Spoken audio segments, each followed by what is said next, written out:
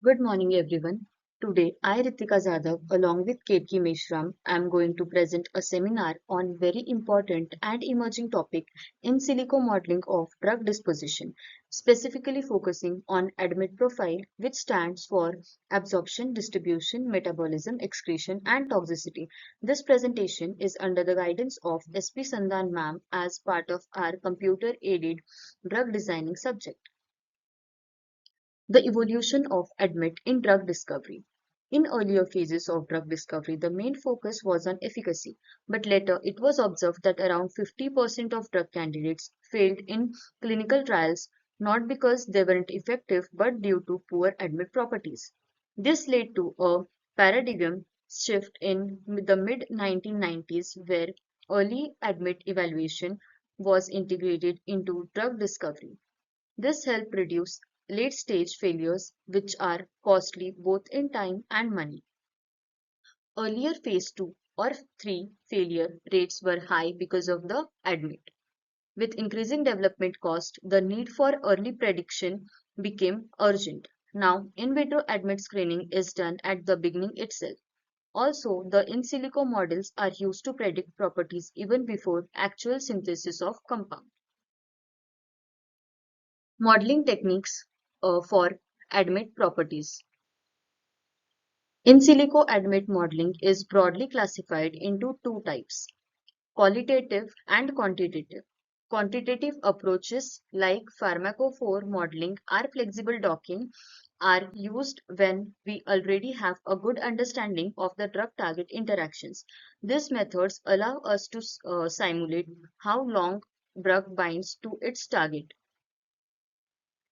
Qualitative approach like QSAR and QSPR correlate molecular descriptors such as log-P, molecular weight, etc. with ADMET properties. These models are especially useful in high-throughput screening in 2D descriptors. Drug absorption, solubility, and permeation. When we talk about the oral drugs, the drug's absorption from the intestine becomes crucial. So solubility. A drug must dissolve to be absorbed. In silico tools help predict solubility, saving time and cost. Methods include QSPR and process-based simulations. Intestinal permeation. This refers to the ability of drug to cross the intestinal mucosa. Passive diffusion and active transport both play roles. We can model this using in vitro systems like CaCO2 cell lines which mimic the intestinal barriers. Drug distribution, volume of distribution, plasma protein binding, blood-brain barrier. After a drug is absorbed, how it distributes in body is equally important. So volume of distribution tells us how much drug is in the tissues versus the blood. This influences the half-life and dosing frequency. PPB, only free unbound drugs is active. In silico models can predict how much of the drug will be bound to the protein like albumin. Blood-brain barrier for CNS active drugs crossing the blood-brain barrier is essential. For other drugs avoiding it helps reduce side effects. In silico models help predict blood-brain barrier permeability early in development. Drug excretion and active transport. Excretion determines how long a drug stays in the body. Plasma clearance, its volume of plasma from which the drug is completely removed per unit time. Clearance can be hepatic, that is liver, or renal, that is kidney, and both involve transporters. Active transport, transport proteins like P-glycoprotein move drugs across membrane using energy. These transporters affect drug levels in the body and are very important in ADMET modelings. Also, this is an overview of in silico modeling targets of drug disposition. So now transporters are divided into two, that is influx transporters and efflux transporters. Again, further, influx transporters are divided into three types, that is human peptide transporter 1, apical sodium bile acid transporter, nucleoside transporters. And efflux transporters are divided into three types, that is P-glycoprotein, multi-drug resistant associated protein, breast cancer resistant protein. Let us now discuss the important drug transporters. P-glycoprotein is an efflux transporter that pushes drugs out of the cell. This reduces the drug absorption and increases the excretion. Dickens et al. Developed a pharmacophore model using data from CAC-O2 and other systems to identify key features, hydrophobes, hydrogen bond acceptors, and aromatic rings. Cianchetta et al. Used 3D and physicochemical descriptors to build a QSAR model for PGP. These models help screen for poor bioavailability and find PGP inhibitors. Nucleoside transporters. There are two main nucleoside transporters, CNTs, that is concentrative, high affinity and selective, and ENTs, equilibrative.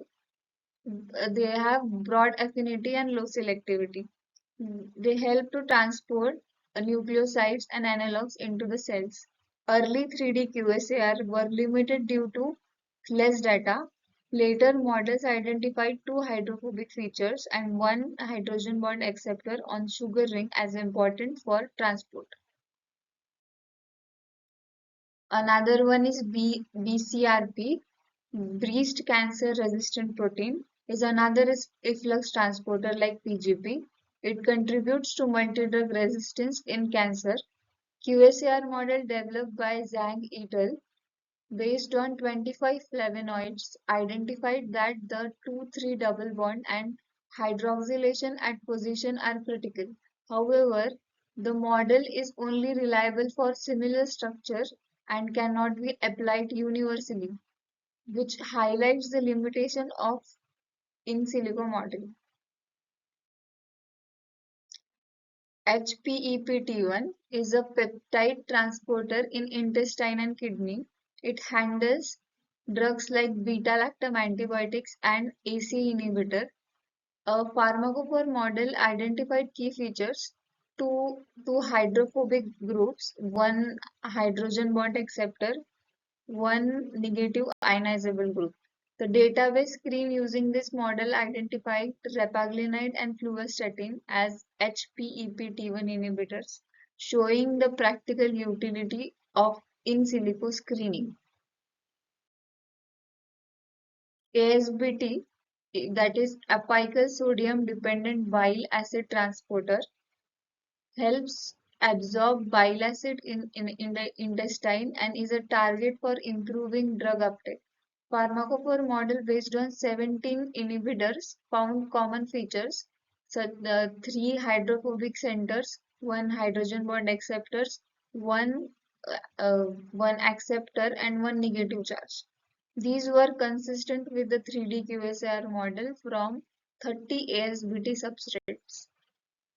And then another one is OATP. OATP stands for Organic Anion Transporting Polypeptides, which helps in drug transport across tissues like liver and brain. OATP1B1 was modeled using 18 molecules. Key features included three hydrophobic regions, two H-bond acceptors. The model matched finding from animal studies and showing cross-species prediction capability. Another is OCT. OCT stands for Organic Cation Transporter, and they move positively charged drugs. Human OCT1, OCT2, and OCT3 are expressed in liver, kidney, and intestine. OCT1 pharmacophore model found three hydrophobic features and a positive ionizable group. OCT2 model showed similar features but different in hydrogen bonding, indicating selectivity in transporter interactions.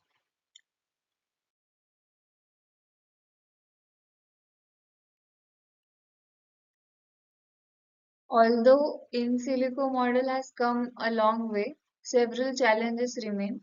That is, data quality is still a major bottleneck.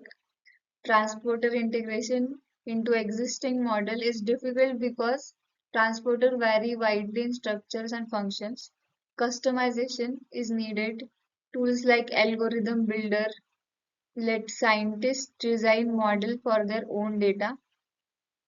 Integrated prediction is the ultimate goal, one model predicting the entire ADMET profile from one input structure. That brings us to the end of our presentation. Thank you all for your attention. I hope this session has helped you understand the importance of in silico modeling in drug development, especially for predicting ADMET properties early in the drug discovery. Thank you so much.